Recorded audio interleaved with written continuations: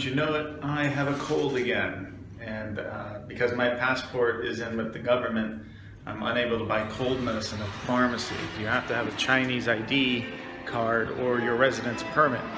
So I gotta find a friend of mine to go with me to the pharmacy to buy cold medicine. However, I do have a receipt that I got from immigration. That might work. I'll give it a shot. So I'm searching for the black and white meds, and a lot of the pharmacies don't have them. I guess it's really strong medicine, and it is. So I'm gonna try this one place that wouldn't sell it to me last time. Let's see if they sell it to me this time. All right, so this place had it, and they did sell it to me without any problems. They didn't ask for my passport. I guess sometimes you don't need it. Sometimes they do, sometimes they don't. It's a total hit or miss, but I got it. So I can't take it now because I still have some hours to put in at work. Well, it looks like this, the black and white.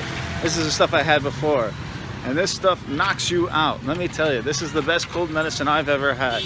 Not only does it dry you out, but it puts you straight to sleep, and you're gonna sleep all night.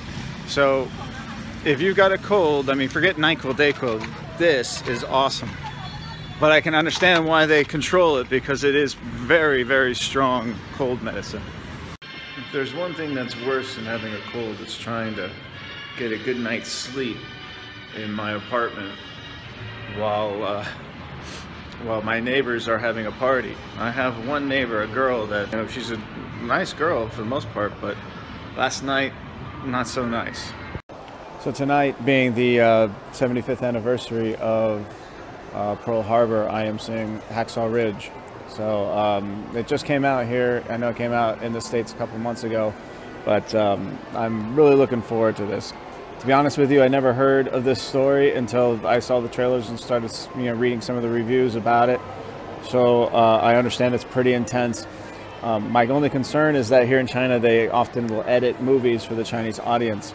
So I don't know what that means in terms of the violence or the characters or the story, but I guess we'll find out.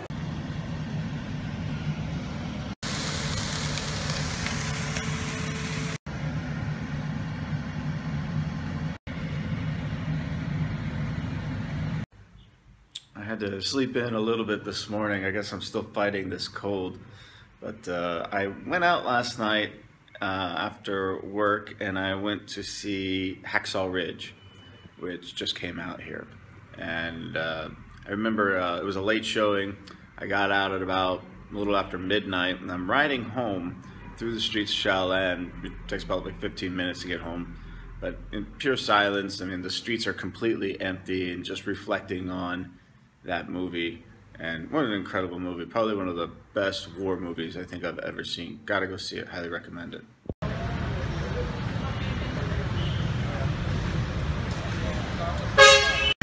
Everybody know, I was just on my way to the gym and I got another flat tire. This is the third time this has happened to me on this bike. And I'm sure it's because of the roads, but also because of the bike is that the rim is not the greatest. So they're gonna fix it. They're gonna replace the rim and the tire and make it all good, and it's cost me 85 RMB, so that's a little more than $10. That's, I can't complain about that. You can find these kind of these motorbike repair shops all over the place. Yeah, if you have a problem with your bike, just walk it here and just point out what's wrong. Even though there's no translation issues, and with my phone, unfortunately, my translation app is not working for me. But you take a look, you point, and he kind of gives you a price if you know numbers. And you say, yeah, sure. I mean, 10 bucks to replace a bent rim and a new tire. Yeah, I'm not going to complain about that at all. Again, this bike it's only a year old, but it looks like it's 10 years old. And if I can just keep replacing things at a cost of 10 bucks every couple months, I'm just going to keep doing that rather than buy a new one. Who cares, right? It was extremely good. Everyone's honking at me because they want to get a ride. They want me to ride with them. The payments here are pretty simple. I actually don't have any cash on me, and I don't like using my bank card anywhere I go. I had my credit card stolen a little over a year ago when I first came to China by someone in America. So I'm a little hesitant of that, but you can pay via WeChat. There's a QR code. You scan that, you just transfer the money automatically. It's extremely convenient, and it's also very, very secure. So, you know, you're really in good hands here.